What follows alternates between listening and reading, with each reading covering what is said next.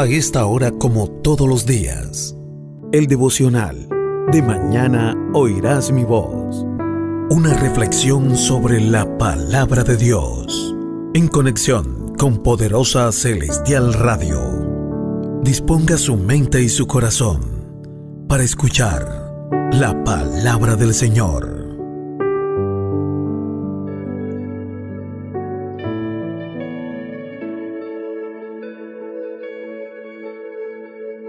Bueno, la palabra de hoy tiene que ver mucho con la primera carta de Pedro, capítulo 1. Primera carta de Pedro, capítulo 1. Una carta escrita por el apóstol, una vez transformado su corazón, transformada su vida. Y el apóstol Pedro nos habla de una esperanza viva, o renacidos para una esperanza viva. También nos habla del llamamiento a una vida santa. Fíjate, nos habla del llamamiento a una vida santa. El apóstol Pedro. Son los dos subtítulos que se pueden observar en el primer capítulo de la primera carta del apóstol Pedro.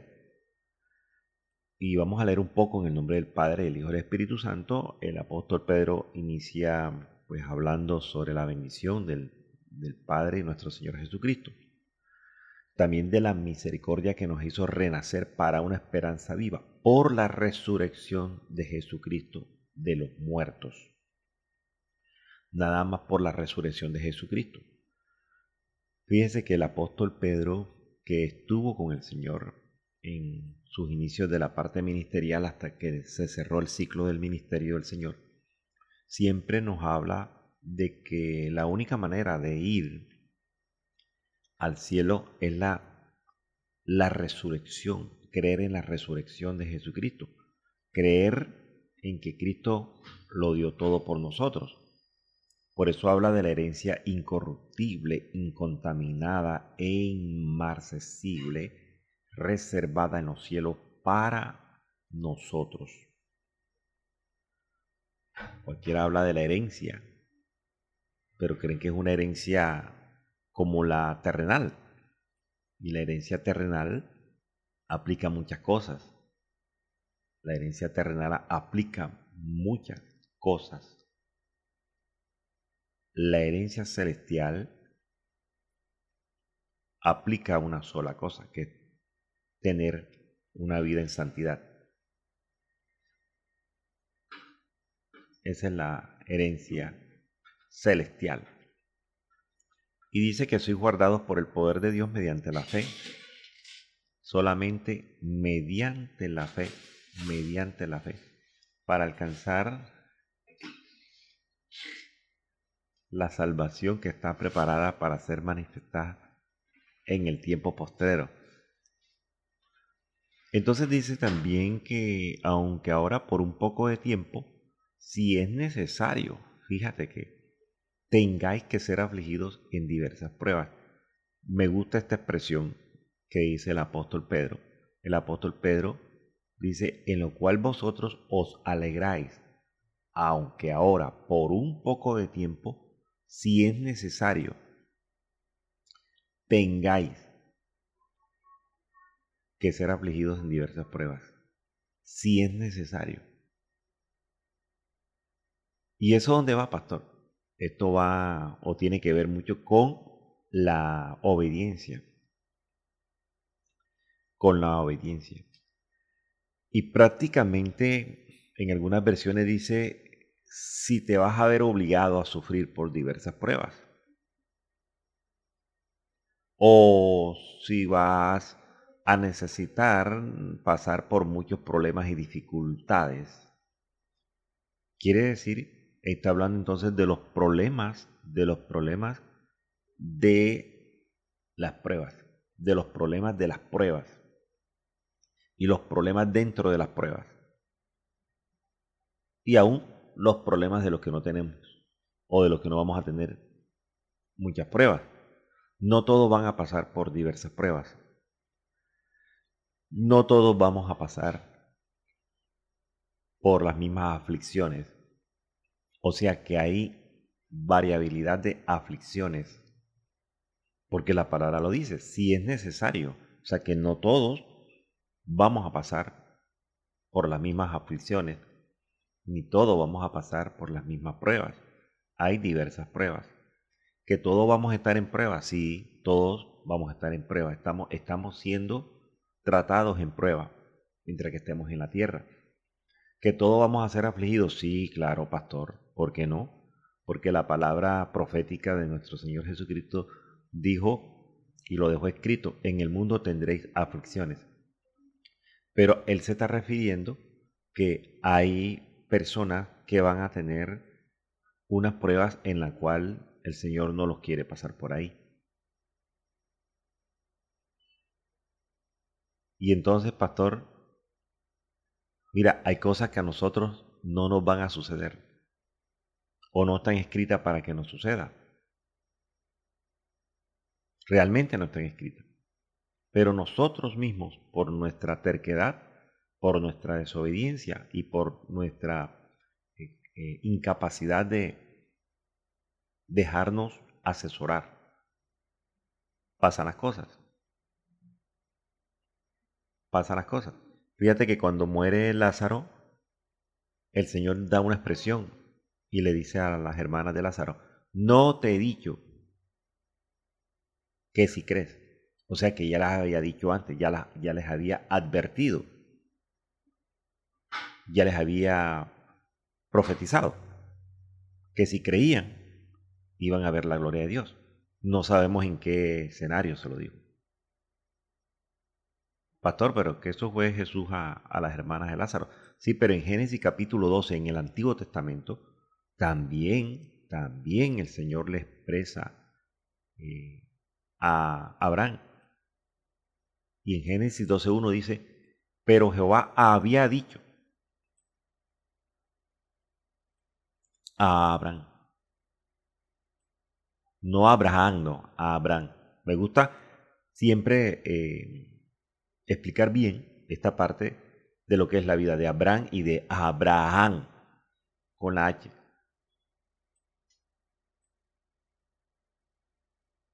Entonces, el Señor habla, el Señor aconseja.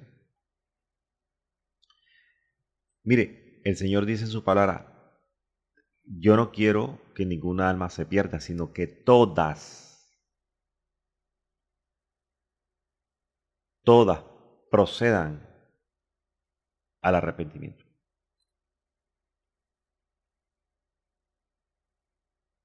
Lo mismo cuando visita a Sara. Cuando visita a Sara, dice la palabra en Génesis también, dice que el Señor visita a Sara, Dios visita a Sara como había dicho, o sea, ya lo había dicho antes.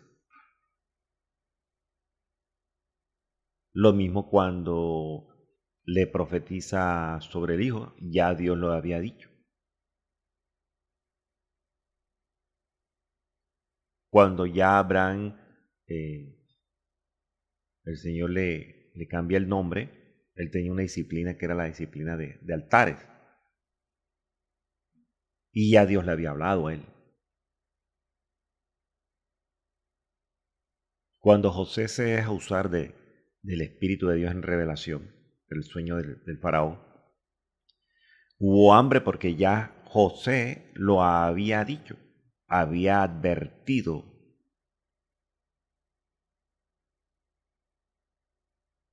Lo mismo cuando Dios se le presenta a Aarón.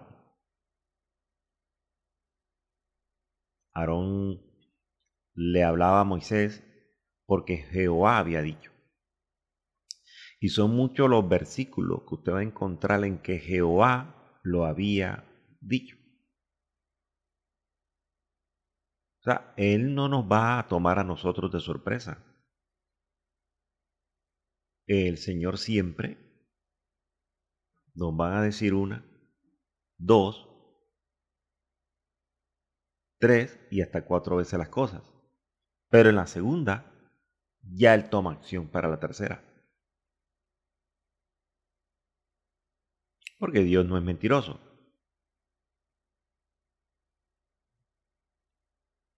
Dios dijo que iba a poner un rey sobre Israel, que era David. Y Jehová cumplió la palabra que había dicho. Eso está por allá en Reyes capítulo 8. Pero no era David. Iba a ser un sucesor de David, que fue su hijo Salomón. En sueños, Salomón habla con el Señor y le hace una petición. Y el Señor le dice: ¿qué quieres que te dé? ¿Qué necesitas? Y en sueños, ojo, en sueños, Salomón pide sabiduría, porque el ministerio que se le venía, lo que se le venía a Salomón era el problema con el pueblo. Era un pueblo duro de servir, que realmente no ha cambiado nada para este tiempo. El pueblo es duro de servir, terco para mal, desobediente, rebelde. Salomón pide sabiduría. Y mire que por allá en Reyes 5:2, y Dios le dio a Salomón sabiduría, como le había dicho, como le había prometido.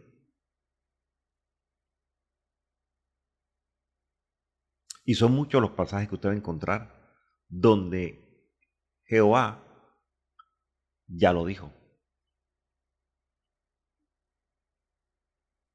Lo mismo las palabras proféticas. El Señor le dice a Pedro: tú me vas a negar a mí. Me vas a negar 3 veces. Se cumplió la palabra profética porque Jesús ya le había dicho a Pedro.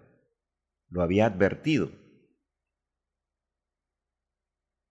Por eso dice que Pedro se acuerda de las palabras que Jesús le había dicho. Se estaba cumpliendo una profecía en su vida.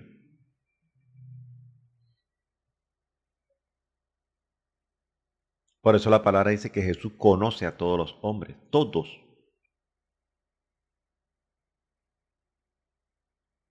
Entonces las palabras vienen en línea por parte del Señor. Y nosotros tenemos que creer en esperanza contra esperanza. Cuando se pierden las esperanzas, hermana mía, usted que me está escuchando, de pronto usted ha perdido la esperanza en algo o en Dios. No en alguien, porque realmente no podemos confiar. Mire, la palabra en Jeremías dice: maldito el varón o la varona que confía, o sea, que pone los ojos en la humanidad, en el hombre. Pero si yo creo en Dios, yo creo en esperanza. Esa esperanza en Cristo no avergüenza, dice la palabra. Contra esperanza, o sea, contra la corriente. Si Dios lo dijo, así va a ser. Palabra de Dios, así viene palabra de Dios, realmente.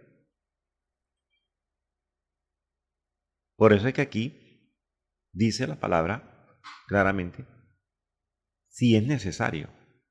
Hay cosas por las cuales el Señor no quiere que nosotros pasemos. Pero nosotros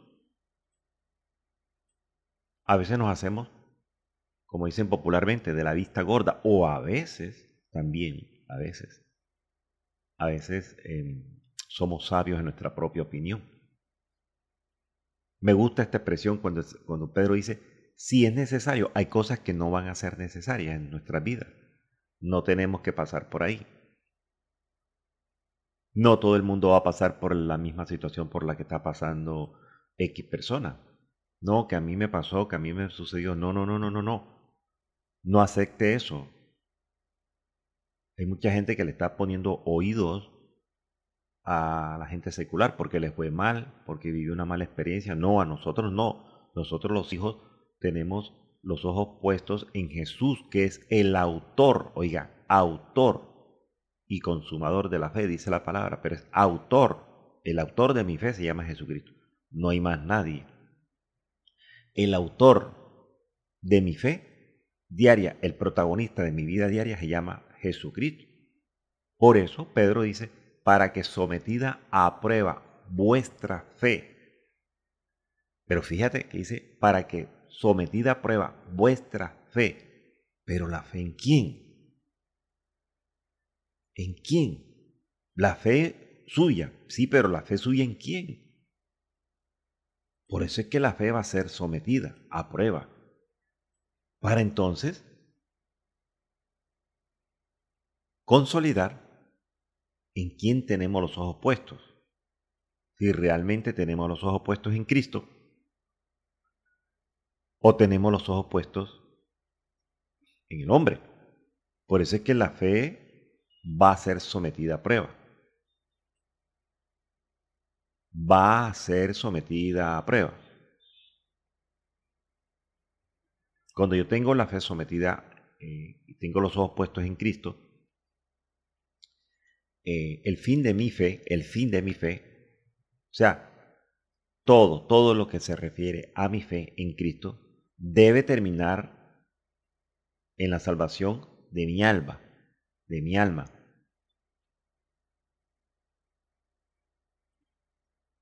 Eso está escrito en la palabra. Debe terminar en la salvación de mi alma. Por eso dice, obteniendo el fin de vuestra fe. O sea, el resultado.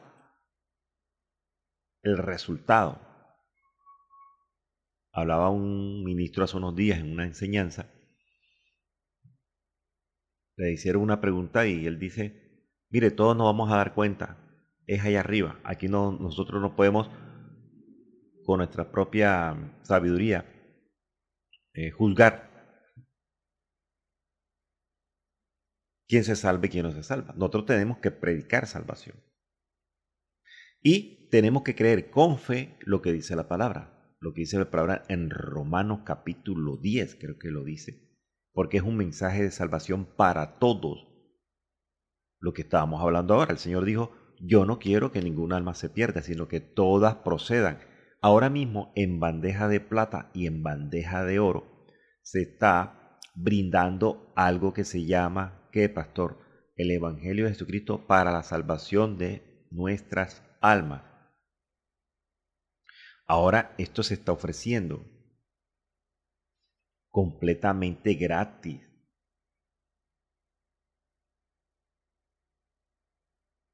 Por eso la misma palabra dice en Romanos capítulo 10, cerca de ti está la palabra, ahí mismito, en tu boca está la palabra, en tu corazón está la palabra.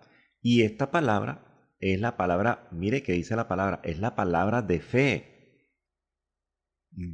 en Cristo, que predicamos en Cristo, solamente Cristo. Cerca de nosotros está la palabra en nuestra boca y en nuestro corazón, y esa palabra hay que predicarla. Porque es palabra de fe en Cristo. Es lo que dijo allá el apóstol Pedro. Ahora, si una persona confiesa con su boca que Jesús es el Señor, no solamente confiesa, sino que cree en su corazón que Dios lo levantó de los muertos, será salvo, dice la palabra del Señor. Ahora, creer es mantenerse en esa línea. Puesto los ojos en Jesús, prosigo al blanco, dijo el apóstol Pablo. Voy al premio, voy a la meta, pero creyendo. Porque la palabra dice que con el corazón se cree para justicia, pero con la boca se confiesa para salvación. O sea, el creerlo en el corazón me conduce a la justicia de Cristo. A la justicia de Cristo.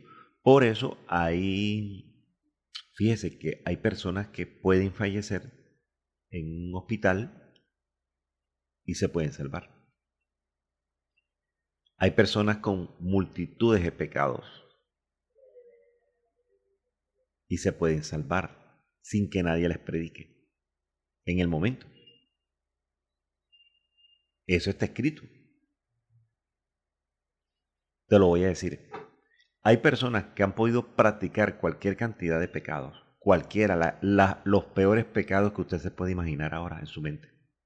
Cualquier cantidad de pecado que usted se puede imaginar ahora en su mente. De esa persona X. Y esa persona puede estar en agonía en estos momentos. Solita. Como dicen por ahí, murió sola o murió solo.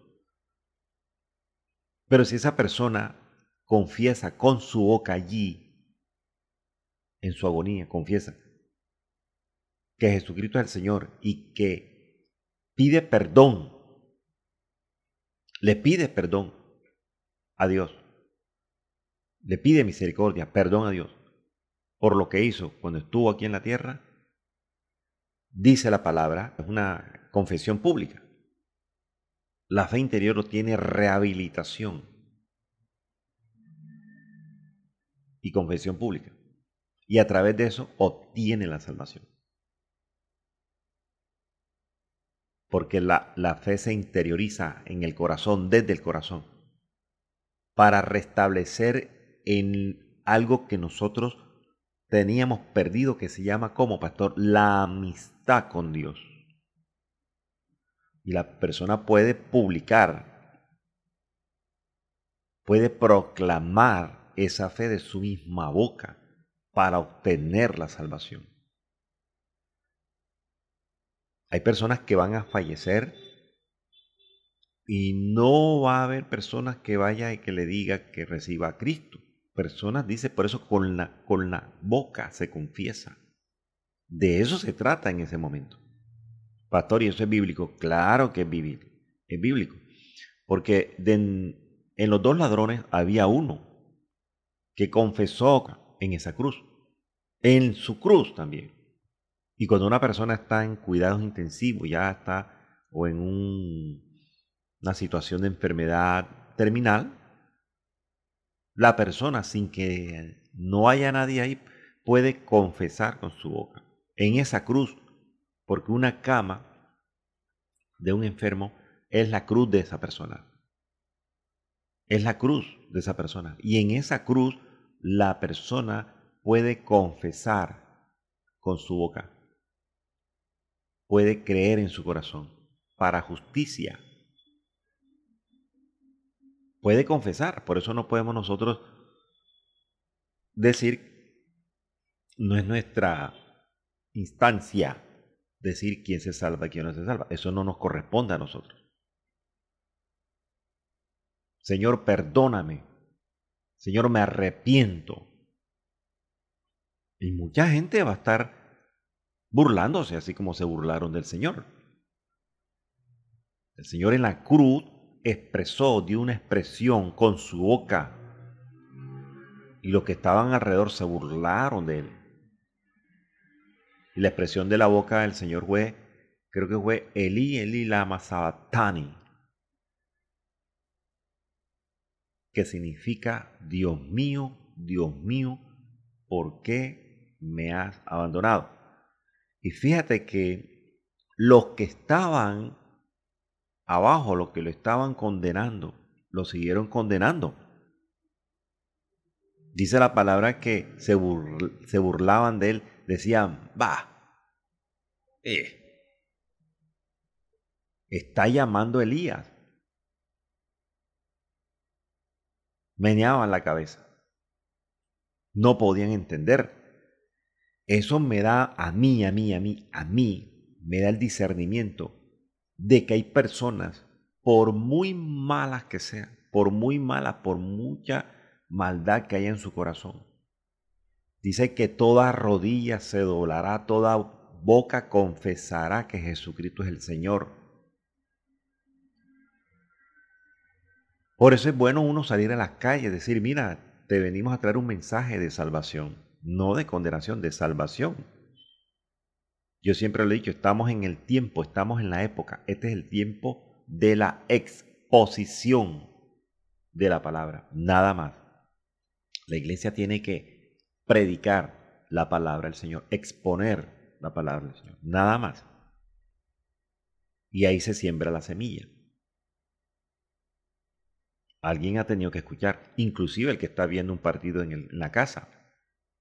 Usted visita un barrio y personas que están encerradas viendo una película o un partido, pero el oído está atento.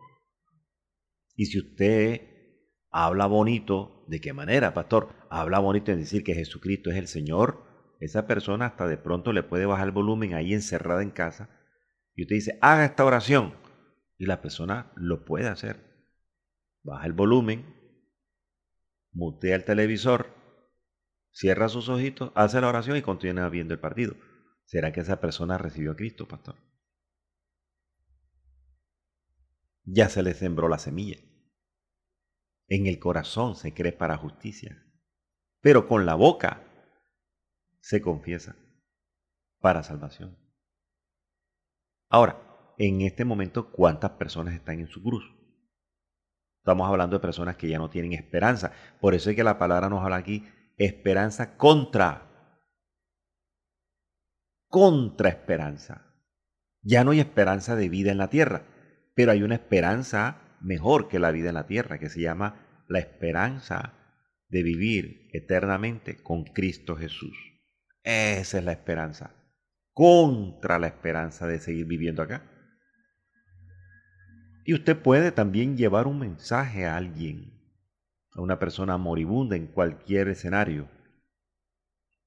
Y la persona, apenas usted le haga la oración de fe, muere instantáneamente, muere en la tarde, muere en la mañana, muere a los 2 días. A mí me ha pasado. Y usted no puede preocuparse en decir, es que yo le llevé, pastor, le llevé el mensaje a esta persona y falleció. Bueno, gloria a Dios. Eso era lo que estaba necesitando la persona para poder partir en paz con él mismo. Por eso la pregunta clave es, todo aquel que en él creyere no será avergonzado. No hay diferencia, hermano mío, dice la palabra. No hay diferencia ni entre judío, ni entre griego, ni entre colombianos, no hay diferencia entre extranjeros. El Señor es el mismo de todos y para todos. Y la palabra dice que es rico para con todos los que le invocan. Y entonces viene una expresión que es redarguyente del apóstol Pablo a los romanos. Porque hay situaciones. La que yo le comenté hace unos minutos, una situación de que nadie le haya predicado, pero que haya confesado con su boca arrepentimiento y partió con el Señor, hermano mío. Por muy mala que sea, partió con el Señor. Pastor, ¿por qué lo dice con tanta seguridad? Porque escrito está, y yo le creo a la palabra que está escrita. Así el hombre puede decir lo que sea. Todo aquel que invocar el nombre del Señor será salvo. Pero entonces viene el redargüimiento. Ahora viene la parte ya del oficio de nosotros. ¿Cómo invocarán a aquel en el cual no han creído? Pues vaya y predíquele. ¿Cómo creerán en aquel de quien no han oído? Vaya y predíquele. ¿Y cómo irán sin haber quien les predique? Vaya y predíquele. Porque nos hacemos jueces, ¿verdad? Jueces de muchos. Que la gente no se quiere arrepentir. No. Usted vaya, cumpla y predique. Predicamos la última vez en un barrio y había una cantinita, había un picocito prendido allí. Vea, apenas llegamos, apagaron ese pico. No sé qué pasó, apagaron el pico. Y se escucharon todo el rato que estuvimos ahí, hora y piquito, más o menos. Algo pasó. Hasta los que estaban jugando allí dominó. Cuando nos veníamos, nos agradecieron. Gracias. ¿Qué pudo haber pasado en esa cantina? Aleluya. ¿Qué pudo haber pasado con esas personas que estaban jugando dominó? ¿Qué pudo haber pasado? No te voy a decir que enseguida dejaron todo y nos siguieron o se fueron para una iglesia. No. Quedó algo sembrado. Por eso es que, ¿cómo predicarán entonces lo que predicamos si no vamos? Si no son enviados.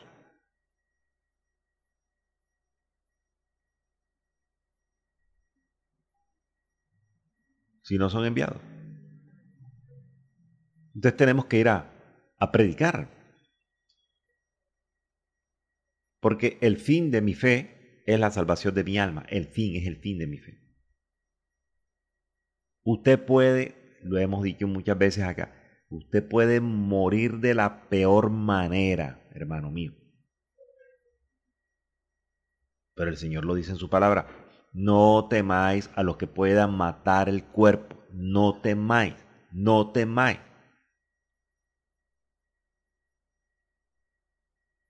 Los profetas que profetizaron de la gracia destinada a vosotros inquirieron y diligentemente indagaron acerca de esta salvación. Porque mire lo que dice en primera de Pedro 1:11, escudriñando qué persona, ok, miraban entonces, discernían en las personas, y qué tiempo indicaba el Espíritu de Cristo que estaba en ellos, el cual anunciaba de antemano los sufrimientos de Cristo y las glorias que vendrían tras esos sufrimientos. Usted no es la única persona que está sufriendo. Ahora, hay personas que están sufriendo por su propia terquedad. ¿A usted quién lo mandó a hacer eso sin pedirle consulta a Dios? Pastor, es que usted no sabe. Usted no sabe por lo que estoy pasando yo. Usted no sabe. Cada uno de nosotros tenemos nuestro edificio de situaciones adversas, nuestros momentos. Todos estamos en este momento, todos estamos en prueba, todo el mundo. Todo lo que hemos creído, todo. El mundo no.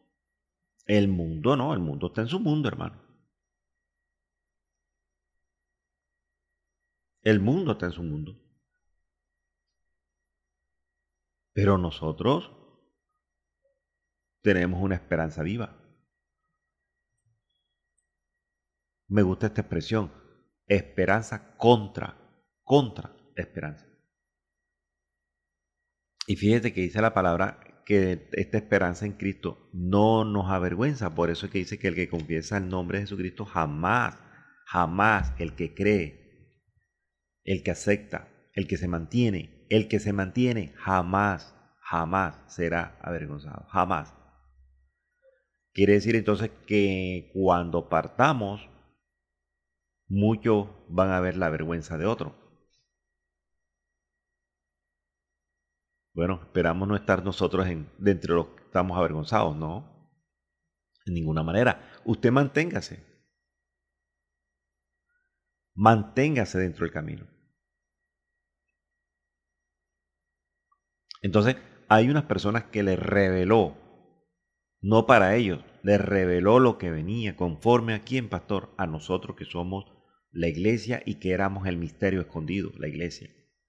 Es que esta es una carrera de relevos, dice el apóstol Pablo, por eso el apóstol Pablo habla de carreras, habla de metas, habla de relevos. ¿Y quién tiene el último? Eso se llama testimonio, la carrera de relevos, la iglesia. Nosotros nos toca correr los últimos metros, porque eso venía, creo que eso los expliqué ayer, ¿verdad? Venía de relevo en relevo. Traían las banderas desde Adán. Cae Adán, tiene 2 hijos, cae sobre Abel. Y usted conoce la historia. Muerto Abel, el Señor coloca a Set. Termina en T. Set, que significa reemplazo. Y traía la bandera. Y así sucesivamente. Ayer se los expliqué. Les hice un resumen de eso. Entonces Jesús trae la bandera, como la posta, algo así le llaman en algunos lugares, la posta, el testimonio, el palito ese con el que corren la carrera de relevos, se lo da a los apóstoles se lo da al apóstol Pablo, el apóstol Pablo a sus ministros, o mejor dicho, Jesús a los apóstoles, y después cuando resucita a la iglesia completa, incluyendo Pablo y todos sus discípulos, porque también hacen parte de la iglesia. Nosotros, hermano mío, tenemos el sartén por las manos. Aleluya. Usted tiene el sartén por las manos, usted y yo. Somos los últimos. Por eso la palabra dice que los últimos serán los primeros. Nosotros somos los últimos. Nosotros somos los postreros. Nosotros, si no sabía, nosotros somos los postreros. Pero vamos a ser los primeros. Eso está completamente escrito. Y usted tiene que estar segura o seguro de esto, de lo que dice la palabra. Desánimo, van a haber cualquier cantidad. De un momento para otro te cae un desánimo, de un momento para otro te cae una nostalgia, una depresión. Te puede caer, claro que sí, somos humanos. Una tristeza, claro, somos humanos. Una debilidad en la fe, claro que sí, somos humanos, ¿por qué no? ¿Por qué no? El pastor enfermó, pero ¿por qué no va a enfermar? ¿Acaso él es Dios? ¿Acaso es cuerpo glorioso? La pastora enfermó, ¿y por qué no? A ver. La hermanita que oraba, la hermanita está en cuidado intensivo. Bueno, pero ¿por qué no? Diría el Señor, ¿verdad? ¿Por qué no? ¿No somos humanos? ¿No somos un cuerpo que se cansa? ¿No somos un cuerpo que si no nos alimentamos bien, desmayamos? ¿Desfallecemos? ¿Por qué no? Un cuerpo sin vitaminas, un cuerpo sin los nutrientes, un cuerpo trabajando de sol a sol en la parte del ministerio, alimentándose mal. Y eso habla el apóstol Pablo, este cuerpo se va desgastando, este cuerpo se desgasta, hermano mío, día a día.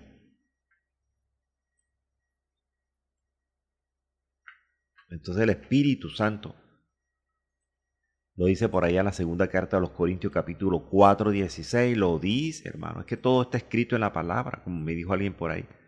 Me preguntaba algo, en la palabra dice. Me preguntaba algo, en la palabra dice. Me preguntaba, en la palabra dice. Pastor, pero todo está en la palabra, todo está escrito en la palabra, todo, completamente todo está escrito en la palabra. Por eso es que los eruditos, los científicos, toda la gente que tiene mucho conocimiento, mucha ciencia, dicen que el libro más completo es la Biblia. Fíjate, hay de todo.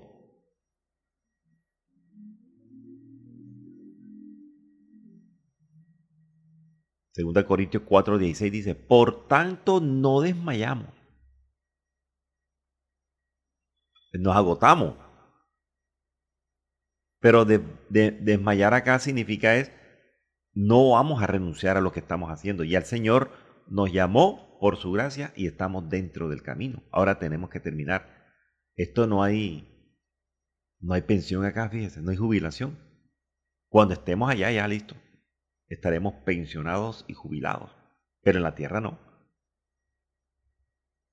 Por eso él dice, habla de los cobardes. Los cobardes no heredarán. Y iniciamos hablando de la herencia. Los cobardes no heredarán.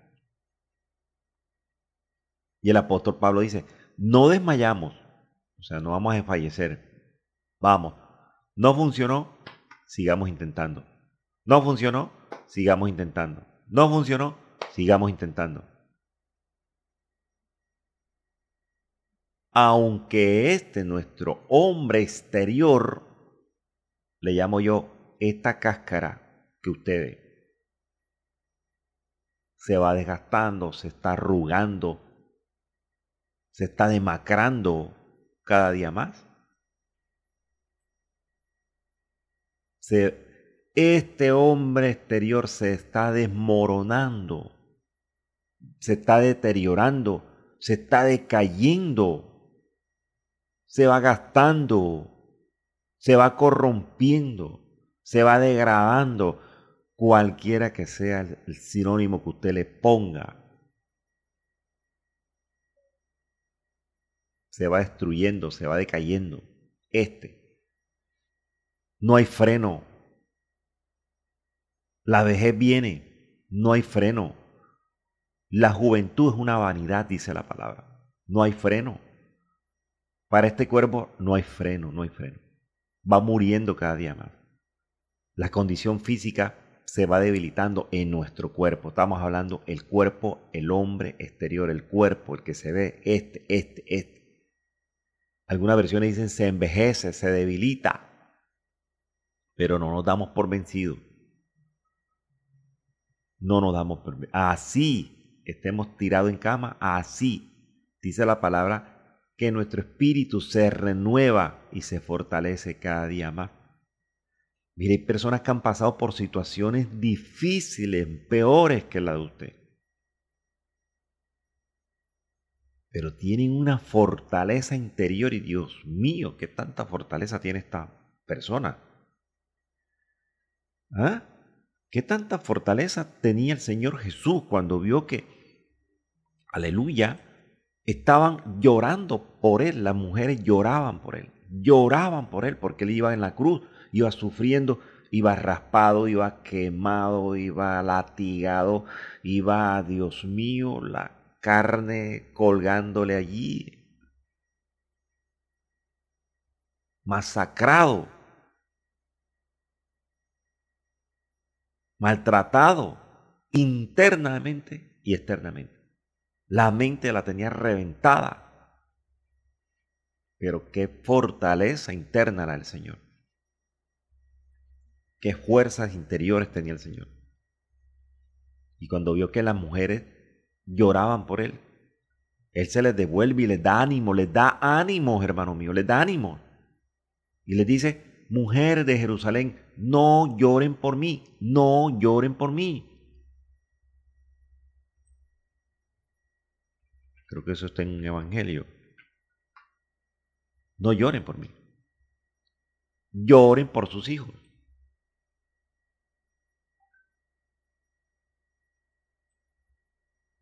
Lloren por sus descendencias. Lloren por ustedes. Pero por mí no lloren. Qué fortaleza la del Señor, tan tremenda. Qué fortaleza la del Señor. Estaba reventado nuestro Señor Jesucristo. Y le da ánimo a ella. Dice, no lloren por mí, lloren por ustedes. Lloren por sus hijos. Entonces hay cosas por las cuales nosotros no tenemos que amargarnos la vida. Y me gusta cuando dice el apóstol acá, el interior, el hombre interior, no obstante o sin embargo, se renueva de día en día. Y mire que termina diciendo, porque esta leve tribulación, lo que estamos pasando nosotros es una leve tribulación momentánea. La leve tribulación por la que estás pasando tu mujer es momentánea. Pastores, que llevo 10 años, es momentánea. Pastor, llevo 15 años, 24 años, 25 años, 30 años. Hermana, es momentánea. Y esta leve tribulación momentánea produce, me gusta cuando la palabra dice produce, producir. Algo tiene que producir. ¿Por qué? Porque son 25 años no de sufrimiento, hermano. Aleluya. Escúchame, tú que estás pasando por una situación difícil, hace 5, 10, 15, 20, 25, 30 años, usted no lleva 30 años sufriendo. Esa es una mentira del diablo. Usted tiene o lleva 30 años donde el Señor le está probando su paciencia. Lleva 30 años de paciencia.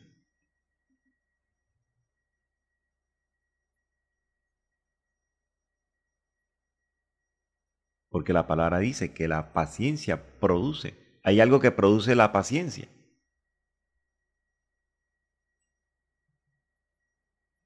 ¿Y qué es, pastor? Por allá en Santiago lo dice. Dice que la prueba, vamos a pasar por diversas, fíjate que muchos dicen diversas pruebas. Santiago también lo dice.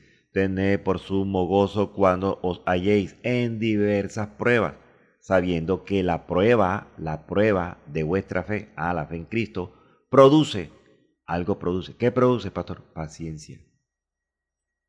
O sea, que usted no lleva 30 años sufriendo, es una mentira del diablo. Pare de sufrir. No, no, no, no, no, no pare de sufrir. Dice que tenemos que sufrir. Eso está en la palabra. Eso está en la palabra. Pastor, tenemos que sufrir. La Biblia dice que tenemos que sufrir. Ah, no, bonito. Bonito. ¿Cuántos son soldados de Cristo? Amén. Uy, qué bonito, soldados de Cristo.